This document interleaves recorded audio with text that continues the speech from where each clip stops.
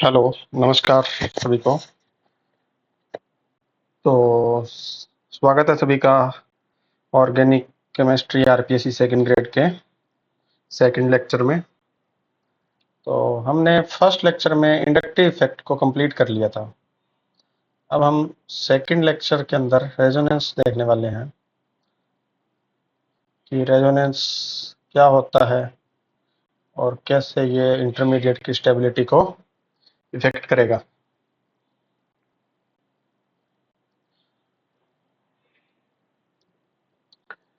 तो हमारा टॉपिक होने वाला है रेजोनेंस ना।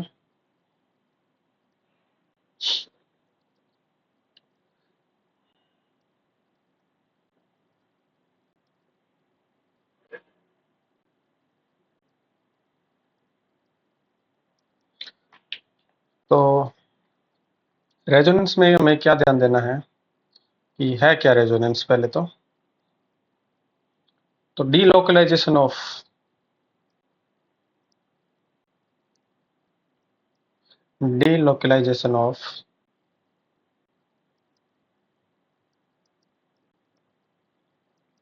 पाई electron, delocalisation of pi electron या पॉजिटिव चार्ज या नेगेटिव चार्ज या फ्री रेडिकल या लोन पेयर्स, यानी जो इलेक्ट्रॉन पेयर होता है, इन सब का डीलोकलाइजेशन ही क्या है, रेजोनेंस है। ठीक है। और एक कंडीशन ये है कि मॉलिक्यूलर क्या होना चाहिए, हमारा प्लेनर होना चाहिए। अगर ये दो कंडीशन फुलफिल होगी, प्लेनर का मतलब हर एटम हमारा कैसा दिखाई दे, एक ही प्लेन में, यानी वो sp2 हाइब्रिडाइज दिखाई दे। मेनली अभी हमें sp2 पे ध्यान देना है, सारे एटम हमें sp2 दिखाई देने चाहिए।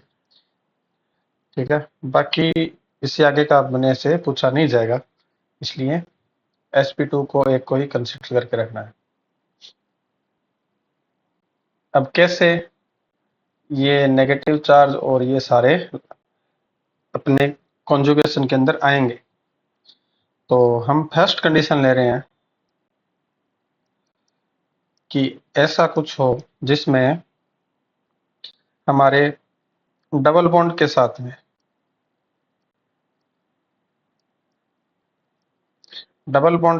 में कौन दिखाई दे जाए आपको, मान के चलो लोन पेयर दिखाई दे जाए,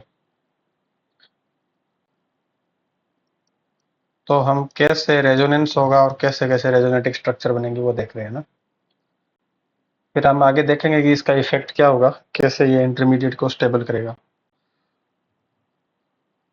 तो डबल बॉन्ड और लोन पेयर आपस में यहाँ पे क्या है, अगर कॉन्जुगेशन का मतलब एकांतर क्रम में एक सिंगल बॉन्ड डबल बॉन्ड इस तरीके से, जैसे कि एक अपने स्ट्रक्चर बना रहे हैं CH2 double bond CH single bond Cl। तो यहाँ पे डबल बॉन्ड है, फिर सिंगल बॉन्ड है, और फिर यहाँ पे आपको इलेक्ट्रॉन दिखाई दे रहे हैं। तो ये दोनों आपस में अब यहाँ पे कॉन्जुगेशन होगा। कैसे, ये वाले इलेक्ट्रॉन अगर यहाँ पे मूव करे, तो ये वाले इलेक्ट्रॉन अगर इस कार्बन के ऊपर मूव कर जाए, तो ये जो फिनोमिना है इसे रेजोनेंस कह रहे हैं। और ये जो स्ट्रक्चर बनेंगे इसके ऐसा होने से, उन्हें अपने रेजोनेटिक स्ट्रक्चर बोलेंगे। तो ऐसा होने से इस कार्बन के ऊपर नेगेटिव चार्ज जनरेट हो जाएगा, और यहाँ पे सिंगल बॉन्ड बन जाएगा, और यहाँ पे CH डबल बॉन्ड Cl, और इसके ऊपर कौन सा चार्ज आ जाएगा, पॉजिटिव, क्योंकि इसने इलेक्ट्रॉन दे दिए। तो ये दोनों क्या है, हमारे डबल बॉन्ड और लोन पेयर क्या है, जब कॉन्जुगेशन में होंगे तो इस तरीके से हमारे पास रेजोनेंस होगा। सेकंड कंडीशन क्या हो सकती है कि यदि हमारे पास में कॉन्जुगेशन में कौन आ जाए डबल बॉन्ड के साथ में,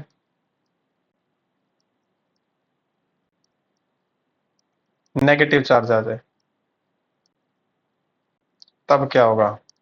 अगर नेगेटिव चार्ज और डबल बॉन्ड कॉन्जुगेशन में आएंगे, तो जैसे एक एग्जांपल देखिए अपने CH2 डबल बॉन्ड CH और सिंगल बॉन्ड CH2 नेगेटिव। अब यहाँ पर भी क्या है, डबल बॉन्ड है, फिर सिंगल बॉन्ड है, फिर नेगेटिव चार्ज है, फिर यहाँ पे रेजोनेंस होगा, और जब रेजोनेंस होगा तो ये वाले अगर इलेक्ट्रॉन यहाँ पे मूव करें तो ये वाले इलेक्ट्रॉन इस कार्बन पे मूव कर जाएंगे। तो फिर से हमें ये मॉलिक्यूल कैसा दिखाई देगा, इस CH2 के ऊपर negative charge, single bond CH और डबल बॉन्ड CH2। तो ये हमारे पास में दूसरे वाला जब नेगेटिव चार्ज रेजोनेंस में आएगा तो इस तरीके से क्या बनेगी, स्ट्रक्चर बनेगी। ऐसे ही अगर थर्ड कंडीशन ये हो सकती है कि हमारे पास में डबल बॉन्ड और साथ में कौन आ जाए, पॉजिटिव चार्ज आ जाए। की बार डबल बॉन्ड के साथ में कौन आ गया, अब पॉजिटिव चार्ज आ गया। अगर डबल बॉन्ड और पॉजिटिव चार्ज आपस में किस में आ गए, कॉन्जुगेशन में आ जाए तो क्या होगा, तो एक जैसे CH2 डबल बॉन्ड CH और सिंगल बॉन्ड CH2 के ऊपर कौन सा चार्ज है, पॉजिटिव चार्ज है। अब क्योंकि यहाँ पे इलेक्ट्रॉन की कमी है इस कार्बन के पास, तो ये इलेक्ट्रॉन अब इसकी तरफ मूव करेंगे, और जब इसकी तरफ मूव करेंगे तो इस कार्बन के पास इलेक्ट्रॉन क्या हो जाएंगे, कम हो जाएंगे। तो ये रेजोनेंस में कैसा दिखेगा, CH2 positive CH double bond CH2 इस तरीके से। और एक कंडीशन ये हो सकती है कि डबल बॉन्ड और डबल बॉन्ड आपस में क्या हो जाए, कॉन्जुगेशन में आ जाए, दोनों तरफ ही क्या हो जाए, डबल बॉन्ड हो जाए। डबल बॉन्ड के साथ में ही कौन आ जाए, डबल बॉन्ड अगर आ गया तब किस तरीके से रेजोनेंस होगा। तो एक एग्जांपल में CH2 double bond CH single bond CH और डबल बॉन्ड CH2। जैसे यहाँ पे ये आपस में क्या है, रेजोनेंस के अंदर अब कैसे आएंगे, तो अगर मैं इस इलेक्ट्रॉन को इधर मूव करूँ तो ये वाले इलेक्ट्रॉन इधर मूव करेंगे, तो ये कैसे दिखने लग जाएगा, इस CH2 के ऊपर negative charge, single bond CH double bond CH single bond CH2 और इसके ऊपर पॉजिटिव चार्ज आ जाएगा। एक पॉसिबिलिटी ये भी थी कि यहाँ पे ये इलेक्ट्रॉन इधर मूव ना करके ये वाले इलेक्ट्रॉन अगर इधर मूव करते और ये वाले इलेक्ट्रॉन इस कार्बन पे जाते, तब कैसी कंडीशन होती, तो वो दूसरी रेजोनेटिक स्ट्रक्चर जो बनेगी उसके जैसा दिखाई देगा। जैसे अगर ये वाले इधर मूव कर जाते तो ये ऐसा मॉलिक्यूल दिखाई देने लग जाता।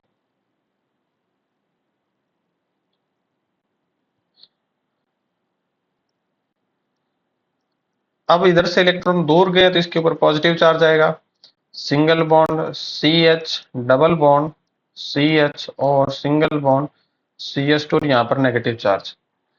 तो यहाँ पे दो पॉसिबिलिटी थी, दो रेजोनेटिक स्ट्रक्चर दिखाई देगी इस तरीके से। अब इन चारों स्ट्रक्चरों में हमने क्या देख रहे हैं कि जब डबल बॉन्ड होगा, डबल बॉन्ड का मतलब हुआ पाई बॉन्ड, जो दूसरा बॉन्ड है उसे पाई बॉन्ड नाम देंगे, और पाई बॉन्ड के अंदर जो इलेक्ट्रॉन पार्टिसिपेट कर रहे हैं उन्हें अपने पाई इलेक्ट्रॉन्स बोलेंगे। तो ये पाई इलेक्ट्रॉन क्या कर रहे हैं, एक जगह से अलग अलग जगह पर मूव कर रहे हैं, और जब मूव कर रहे हैं तो उसकी वजह से क्या हो रहा है, पॉजिटिव चार्ज भी मूव कर रहा है, नेगेटिव चार्ज भी मूव कर रहा है, और पाई इलेक्ट्रॉन भी मूव कर रहे हैं। तो इसकी वजह से अब इलेक्ट्रॉन एक जगह पर न रह के एक से ज्यादा जगह पर जब मूव करेंगे तो उससे क्या होगी, स्टेबिलिटी बढ़ेगी। और हमें यही देखना है कि स्टेबिलिटी किसी भी इंटरमीडिएट की बढ़ेगी कैसे। तो हमें पॉजिटिव चार्ज और नेगेटिव चार्ज और फ्री रेडिकल की स्टेबिलिटी रेजोनेंस से देखनी है। तो जब हमने इतनी रेजोनेटिक स्ट्रक्चर बनाई है तो हमने कुछ बातें ऑब्जर्व की है कि जब हमें नेगेटिव चार्ज दिखाई दे रहा है, जब हमें नेगेटिव चार्ज दिखाई दे रहा है, या जब हमें इलेक्ट्रॉन्स लोन पेयर्स दिखाई दे रहे हैं, जब नेगेटिव चार्ज और लोन पेयर हमें दिखाई दे रहे हैं, उस केस में क्या हो रहा है, जैसे ये वाली स्ट्रक्चर है और जैसे ये ऊपर वाली स्ट्रक्चर है, तो इन दोनों केस में हम देख रहे हैं कि इलेक्ट्रॉन क्या कर रहे हैं, जिस एटम पर नेगेटिव चार्ज है या इलेक्ट्रॉन पेयर है वहां से इलेक्ट्रॉन दूर जा रहे हैं। और जब भी इलेक्ट्रॉन दूर जाते हैं किसी एटम किसी ग्रुप से, तो वहां पे हम प्लस, और रेजोनेंस को आर से शो कर रहे हैं तो प्लस आर इफेक्ट लगेगा। और जब हमें पॉजिटिव चार्ज दिखाई दे रहा है या जब हमें डबल बॉन्ड दिखाई दे रहा है, जैसे ये वाला डबल बॉन्ड था, तो अगर हमारे को पॉजिटिव चार्ज दिखाई दे रहा है या हमें डबल बॉन्ड दिखाई दे रहा है, तो उस केस में क्या हो रहा है, इलेक्ट्रॉन उसकी तरफ आ रहे हैं। और जब इलेक्ट्रॉन उसकी तरफ आ रहे हैं तो उस इफेक्ट को हम माइनस आर से डिनोट करेंगे। तो हमें दो इफेक्ट मिले, जैसे हमने इंडक्टिव इफेक्ट में देखा था सेम वैसे ही। एक ऐसा जिसमें किसी ग्रुप से इलेक्ट्रॉन दूर जा रहे हैं, और एक ऐसा जिसमें किसी ग्रुप की तरफ इलेक्ट्रॉन आ रहे हैं। लेकिन यहाँ पे ये इलेक्ट्रॉन जाना और आना, कौन से इलेक्ट्रॉन की बात हो रही है, पाई इलेक्ट्रॉन्स की, डबल बॉन्ड के इलेक्ट्रॉन्स की बात हो रही है। तो पाई इलेक्ट्रॉन जब मूव किसी ग्रुप से दूर की तरफ या उसकी तरफ जब मूव करेंगे, तो उसे ही अपने रेजोनेंस कहते हैं, रेजोनेंस फिनोमिना कहते हैं। और इसकी वजह से जो स्ट्रक्चर बनती है उन्हें रेजोनेटिक स्ट्रक्चर कहते हैं। और ये दो टाइप का है, प्लस आर और माइनस आर वाला।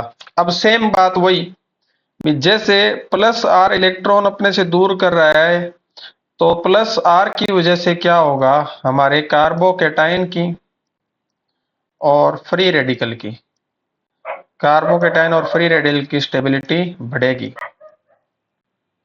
स्टेबिलिटी बढ़ेगी। और सिमिलरली माइनस आर की वजह से क्या होगा, माइनस आर की वजह से कार्बेनाइन की स्टेबिलिटी बढ़ेगी।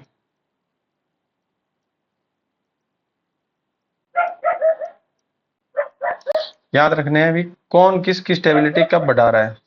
तो या इसको ऐसे भी लिख सकते हो कि प्लस आर की वजह से कार्बेनाइन की स्टेबिलिटी घटेगी, ये भी याद रखना है, इसकी वजह से स्टेबिलिटी घटेगी।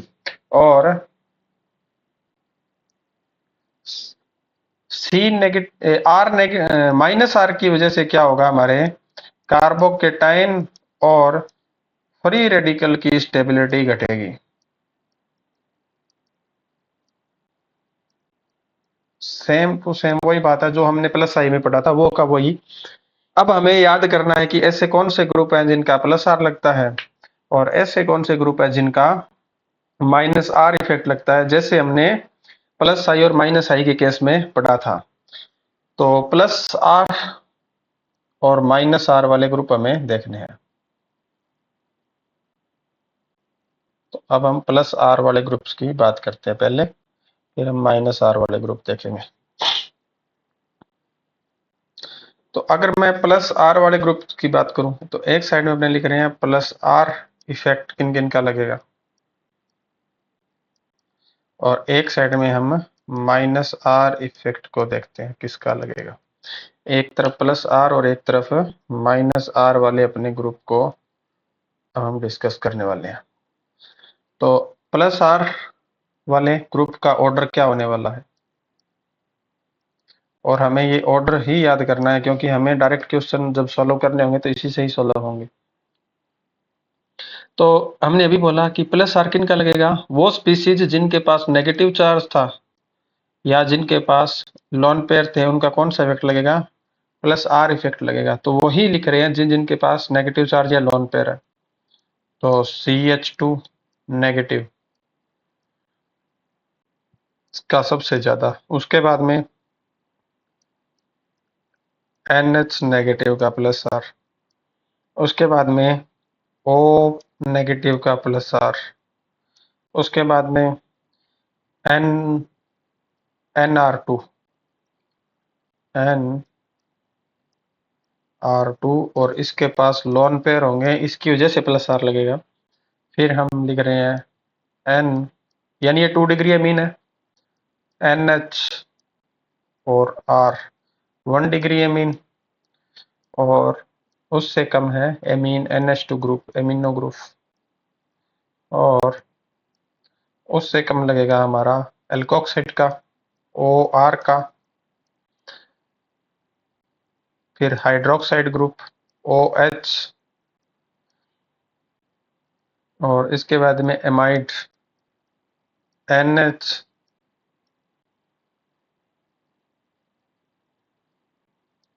NHCO।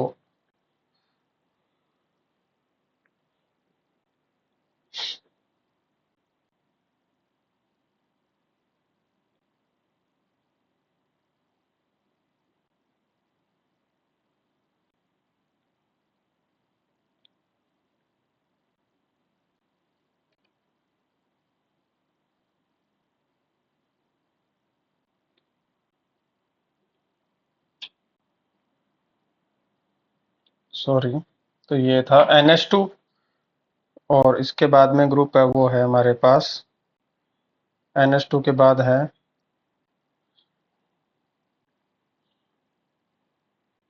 OR, और उसके बाद में हाइड्रोक्साइड यानी OH, और उसके बाद में एमाइड ग्रुप था NH C double bond OR amide का। और एमाइड से कम लगेगा हमारा कार्बोक्सिलेट ग्रुप का O C double bond OR, और लीस्ट लगेगा वो लगेगा हमारा हेलोजेंस का प्लस R इफेक्ट। सिमिलरली अगर अपने माइनस R की बात करें तो सबसे ज्यादा माइनस R NO2 का, नाइट्रो ग्रुप का, उसके बाद में साइनाइड, उसके बाद में एल्डिहाइड, फिर कीटोन, और कीटोन के बाद में एनहाइड्राइड, और एनहाइड्राइड के बाद में हमारे पास है एमाइड में जब कार्बोनिल ग्रुप जुड़ा हुआ होगा, और उसके बाद है एल्काइन, कार्बन ट्रिपल बॉन्ड वाली एल्काइन। ये वाला ऑर्डर हमें याद रखना है जब हमें माइनस R इफेक्ट देखना है।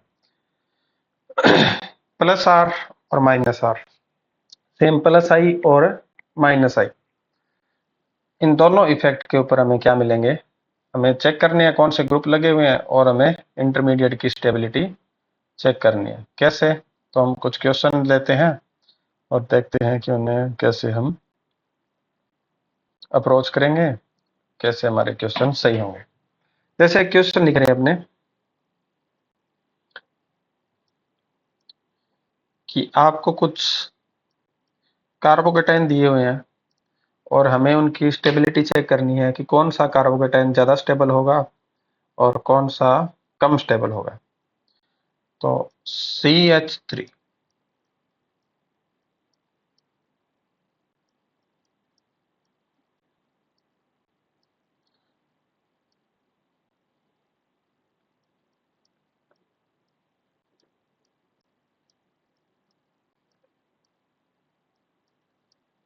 अच्छा जब हम दोनों इफेक्ट देखेंगे रेजोनेंस और इंडक्टिव इफेक्ट को एक साथ, तो रेजोनेंस को डोमिनेट करवाना है इंडक्टिव इफेक्ट के ऊपर, ये वाला बात भी हमें याद रखना है।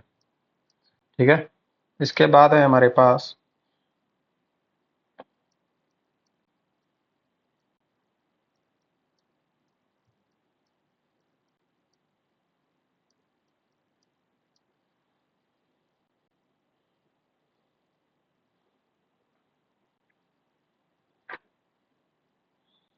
एक दो तीन, हमें इन तीनों का कंपेयर करना है। फर्स्ट, सेकंड और थर्ड में कौन सबसे ज्यादा स्टेबल होगा और कौन सबसे कम स्टेबल होगा।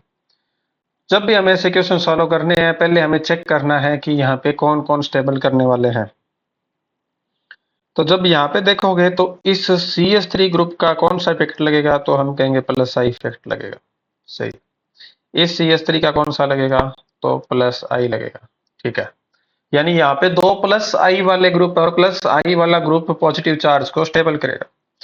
अच्छा, यहाँ पे इस CH2 ग्रुप लगा हुआ है और CH2 जब पॉजिटिव चार्ज है तो ये इलेक्ट्रॉन इसकी तरफ आएंगे, और जब ये इलेक्ट्रॉन इसकी तरफ आएंगे तो इस डबल बॉन्ड का क्या लग रहा है, ये इलेक्ट्रॉन अपने से दूर धकेल रहा है।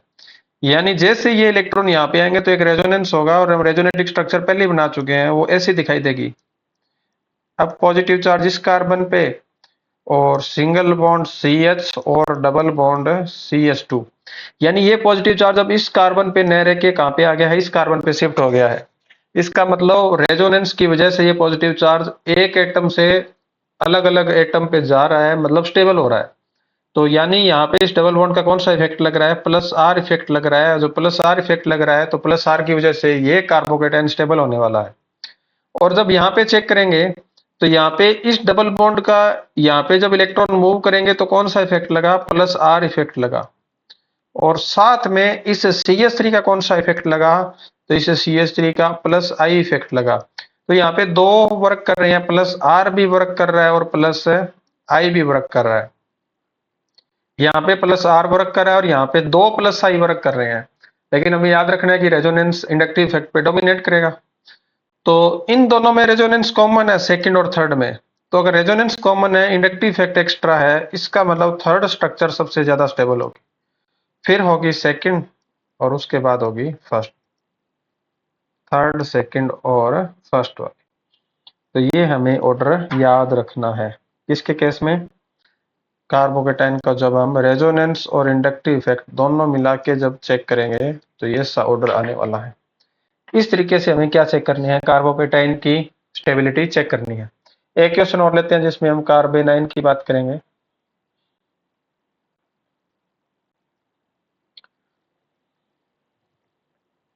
अब हम कुछ ऐसी स्ट्रक्चर बना रहे हैं जिसके अंदर हमें एग्जांपल में कार्बेनाइन नेगेटिव चार्ज दिखाई देगा। जैसे देख,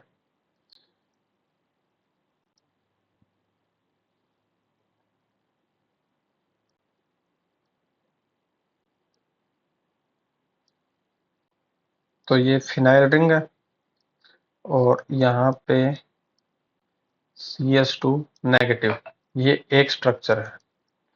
सिमिलरली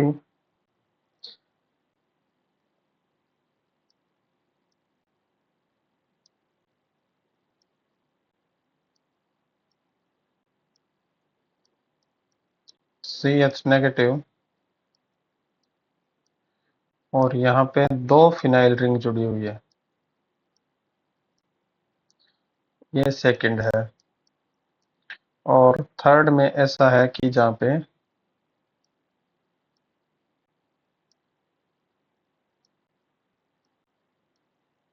तीन फिनाइल रिंग जुड़ गई।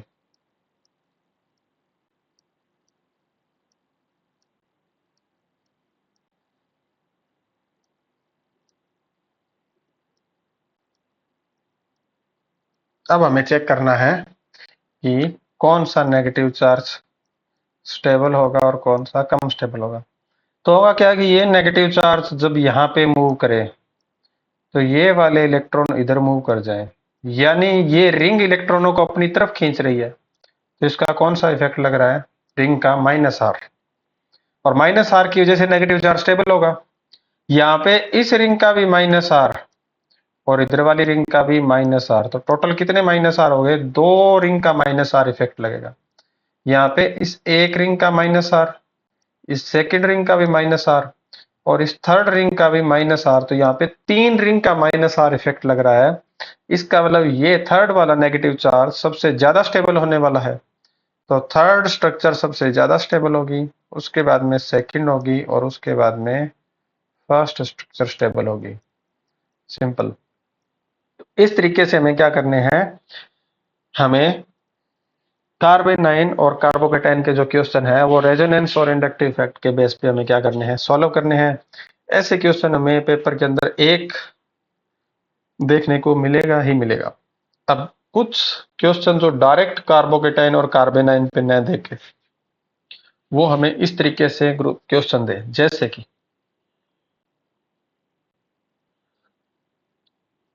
एक होता है एसिड, और एसिड की डेफिनेशन जब पढ़ते हैं तो ये पढ़ते हैं कि आर्हेनियस के अकॉर्डिंग वो स्पीसीज जो क्या दे, H पॉजिटिव आयन दे, उन्हें हम क्या नाम देते हैं, एसिड नाम देते हैं, जो H पॉजिटिव आयन देते हैं।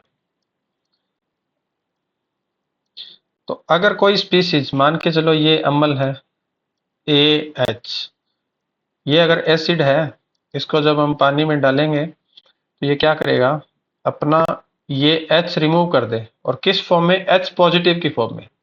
तो अगर इसने H पॉजिटिव बाहर निकाला, इसका मतलब यहाँ वाले दोनों इलेक्ट्रॉन किसके पास चले गए, इस A के पास चले गए, तो इसके ऊपर कौन सा चार्ज आ जाएगा, नेगेटिव चार्ज आ जाएगा। जब ये एसिड टूटेगा तो ये किस में टूटेगा, A नेगेटिव और H पॉजिटिव में। अब हमने डेफिनेशन में ये पढ़ा कि एसिड वो हैं जो H पॉजिटिव आयन देंगे। अब अगर H पॉजिटिव आयन देगा तो ये A नेगेटिव आयन स्पीसीज बनेगी। अगर ये बनने वाली A negative ion species stable है,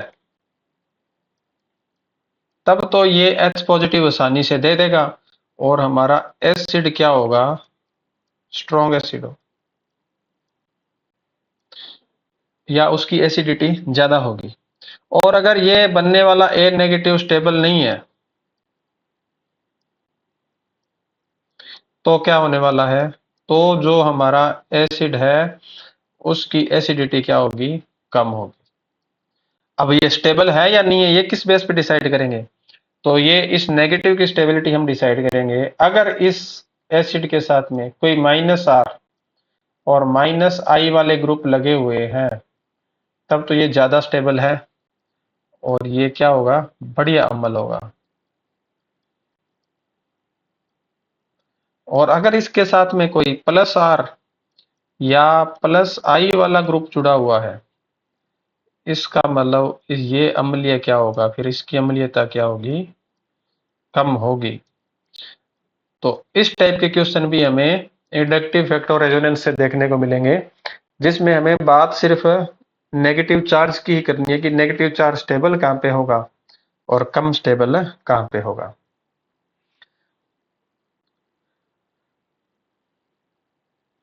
तो ये सिंपल सिंपल क्वेश्चन जो आने वाले हैं, इसके बाद में हम आगे वाली नेक्स्ट क्लास के अंदर क्या पढ़ने वाले हैं, इसके बाद में हम हाइड्रोकार्बन शुरू करेंगे। और हाइड्रोकार्बन से भी हमें क्या मिलेगा, एक या दो क्वेश्चन जो हर साल पेपर में आते हैं वो मिलेंगे। तो यहाँ तक कवर करना, उसके बाद में हम नेक्स्ट क्लास में हाइड्रोकार्बन को कवर करेंगे। Okay, thank you.